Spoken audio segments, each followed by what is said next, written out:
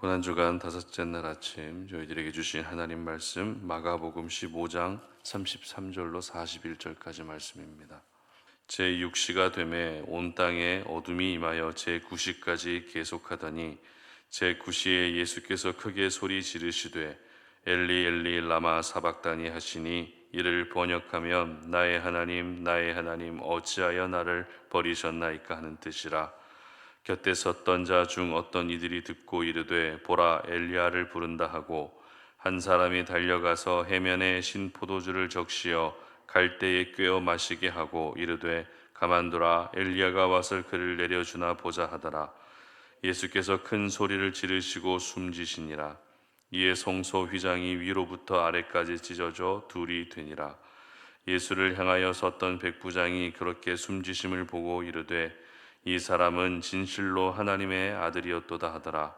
멀리서 바라보는 여자들도 있었는데 그 중에 막달라 마리아와 또 작은 야고보와 요새의 어머니 마리아와 또 살로메가 있었으니 이들은 예수께서 갈릴리에 계실 때에 따르며 섬기던 자들이요 또 이 외에 예수와 함께 예루살렘에 올라온 여자들도 많이 있었더라. 아멘. 예수님의 이름으로 휘장을 찢어라 라는 제목으로 오늘 아침 말씀 전합니다. 전기를 흘려보내는 선을 전선이라고 합니다. 따라서 전선만 잘 연결되어 있으면 거리와 상관없이 전기를 쉽게 공급받을 수 있고 공급받은 전기를 통해 다양하게 또 많은 일들을 할 수 있고 또 편리한 삶을 누릴 수 있습니다. 그러나 아무리 거리가 짧아도 전선이 연결되어 있지 않으면 전기는 공급될 수 없습니다. 이처럼 연결되어 있지 않고 끊어져 있으면 정상적으로 공급받을 수 있는 것을 공급받지 못하게 됩니다. 흔히 단절됐다라고 말하죠. 그런데 이 단절됐다는 말은 반드시 이 상호 관계에서만 사용될 수 있는 말입니다. 가끔 우리는 누군가와 대화가 단절되는 일이 있습니다.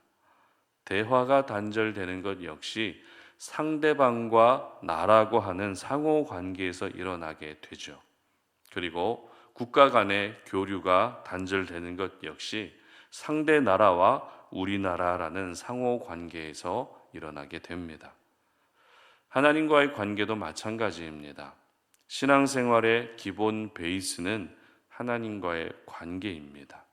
그런데 만약 하나님과의 관계가 단절된다면 어떨까요? 하나님과 연결되어 있어야만 누릴 수 있는 많은 은혜들을 누리지 못하게 되는 것입니다.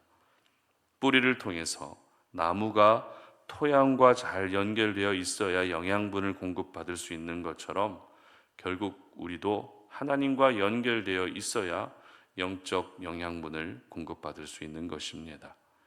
그러므로 고난주간 다섯째 날 새벽 저희들이 기억해야 할 것은 하나님과의 관계를 단절시키고 있는 장애물들을 모두 걷어낼 수 있어야 된다는 것입니다.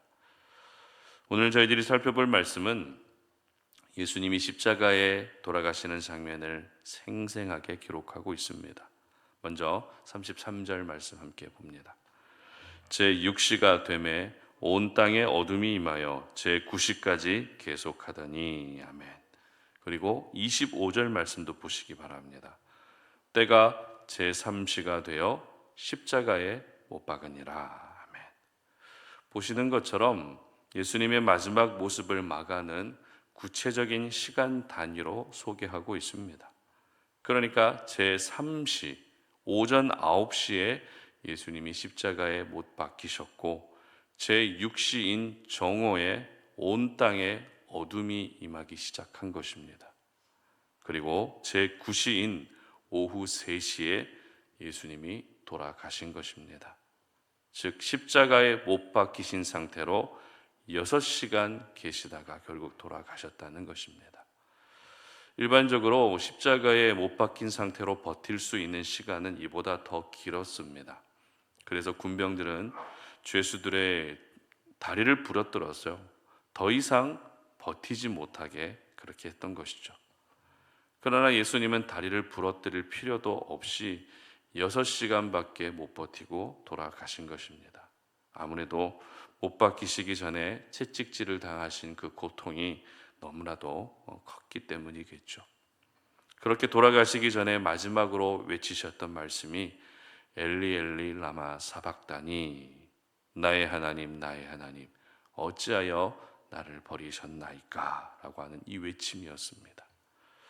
그런데 저희들이 주목하고 싶은 것은 예수님은 이 죽음이라는 것을 하나님께 버림받은 것으로 받아들이셨다는 것입니다. 그렇다면 여러분, 죽는 것과 버림받는 것 중에 어떤 충격이 더 클까요? 죽는 것과 버림받는 것 중에 어떤 충격이 더 클까요? 죽는 것은 그냥 죽으면 끝입니다.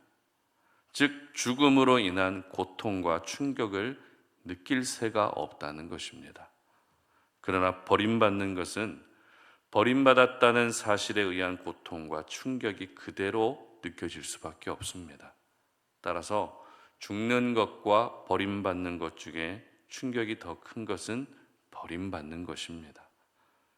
이처럼 예수님은 죽는 것은 견뎌낼 수 있었지만 버림받는 것은 견뎌내기가 너무 힘드셨던 것입니다. 그래서 겟세마네 동산에 올라가셔서 이 잔을 내게서 지나가게 해달라고 기도까지 하셨고, 죽는 마지막 순간까지도 어찌하여 나를 버리셨습니까? 라고 버림받은 것에 대해 절규하시고 고통스러워 하셨던 것입니다. 특별히 예수님이 하나님께 버림받은 사실을 가장 받아들이기 힘들어 하셨던 이유는 바로 십자가의 죽음은 하나님과의 단절을 의미하는 것이기 때문입니다. 예수님은 하나님과 태초부터 늘 함께 하셨습니다. 우리 인간의 수천 년 역사뿐만 아니라 그 역사가 시작되기 전부터 예수님은 하나님과 늘 함께 계셨습니다.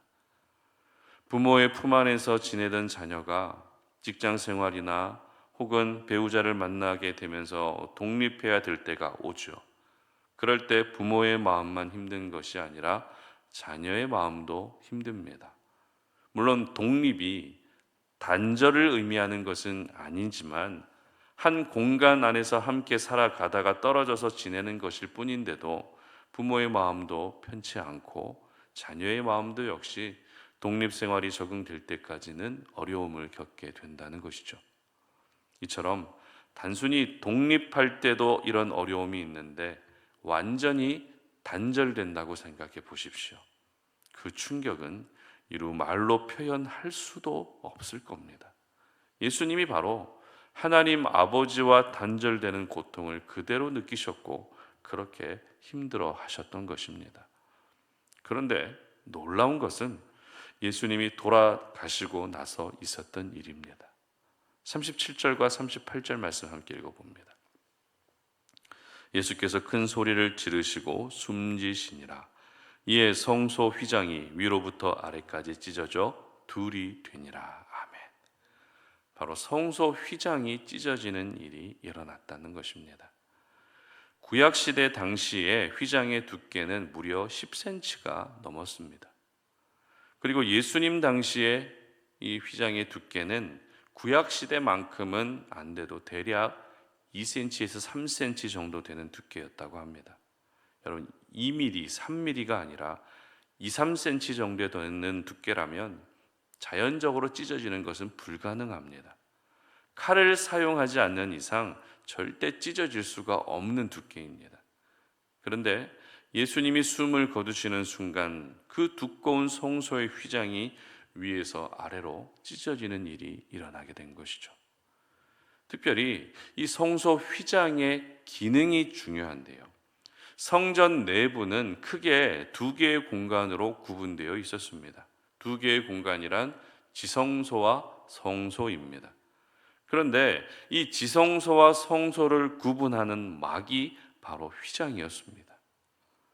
지성소는 하나님이 임재하시는 장소로서 우리가 잘 알고 있는 것처럼 대제사장만 1년에 한 번 들어갈 수 있는 가장 거룩하게 구별된 공간이었습니다. 그 공간을 휘장으로 구분해 놓았다는 것은 평상시에는 절대 들어갈 수 없도록 휘장으로 막아놨다는 뜻입니다. 즉 하나님과 백성들을 단절시켜 놓았다는 것이죠.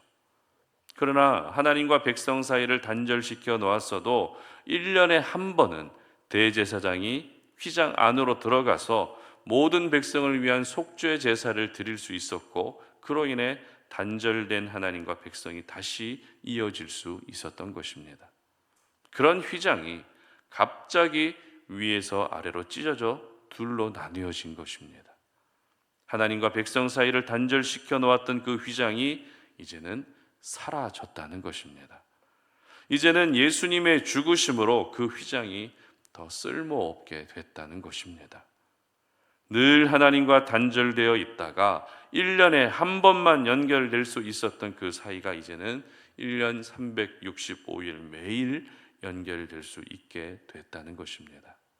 바로 영원한 대제사장이신 우리 예수님, 영원한 희생 제물이 되신 우리 예수님이 하나님과 우리 사이를 단절시켜 놓았던 그 성소 휘장을 찢으셨던 것입니다.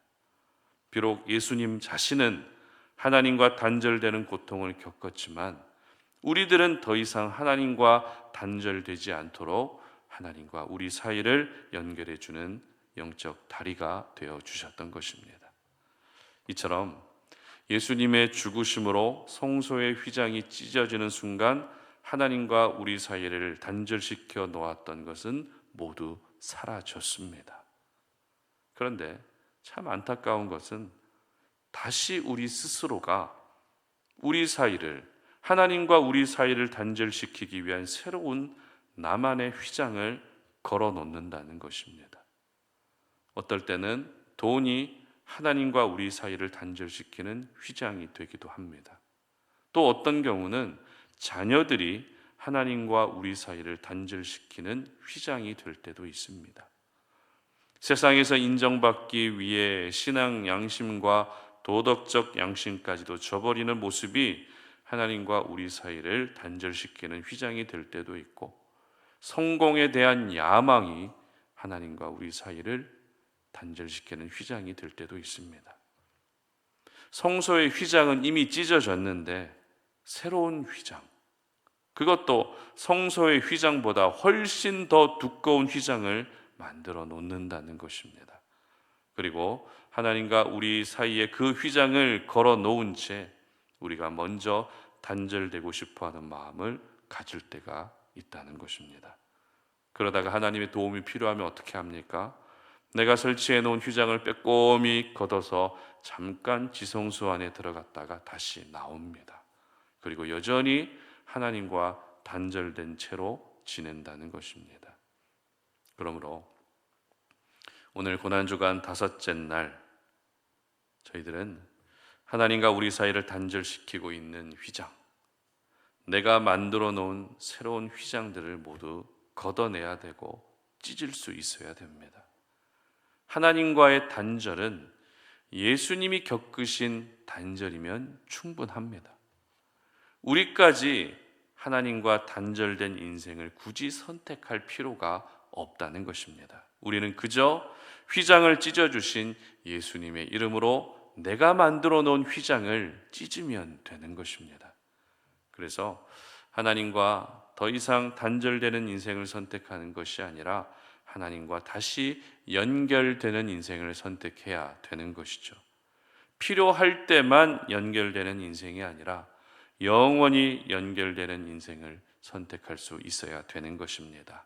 따라서 오늘 저희들은 하나님과 우리 사이에 어떤 휘장이 있는지 돌아볼 수 있어야 됩니다. 그리고 그 휘장을 내 힘이 아니라 예수님의 이름으로 찢어낼 수 있어야 되는 것입니다. 내 삶의 전 영역에서 주는 그리스도시요 살아계신 하나님의 아들이심을 선포하며 단절된 인생이 다시 연결될 수 있게 해야 되는 것입니다. 바라기는 여러분 예수님의 이름으로 모든 휘장을 찢을 수 있기를 바랍니다. 그래서 우리 하나님과 영원히 연결되셔서 하나님께서 공급해 주시는 온갖 선하고 좋은 것들을 그대로 받아 누리시는 그런 귀한 은혜가 있으시기를 주님의 이름으로 축복합니다. 함께 기도하겠습니다. 살아계신 하나님, 우리가 오늘 고난주간 다섯째 날 새벽 주님 앞에 나와서 하나님께서 우리에게 주신 그 생명의 말씀을 기억합니다. 지금 하나님과 우리 사이에 휘장은 다 찢어졌는데 혹시라도 내가 만들어 놓은 휘장으로 하나님과 우리 사이를 단절시켜 놓고 있지는 않습니까? 내가 설치해 놓은 그 휘장, 과거 구약시대 신약시대에 있었던 휘장보다 더 두꺼운 휘장을 설치해 놓고 필요할 때만 휘장 안으로 들어가는 그런 인생 살지 않게 하시고, 지금도 여전히 남아있는 나만의 모든 휘장들을 찢을 수 있는 저희들 되게 하여 주시옵소서. 그래서 우리 예수님과 항상 동행할 수 있게 하시고 예수 그리스도의 십자가의 은혜로 말미암아 하나님과 늘 연결되어 있어서 하나님께서 공급해 주시는 선하고 아름다운 것들을 날마다 경험할 수 있는 저희들 되게 하여 주시옵소서. 감사드리며 예수님의 이름으로 기도드립니다. 아멘.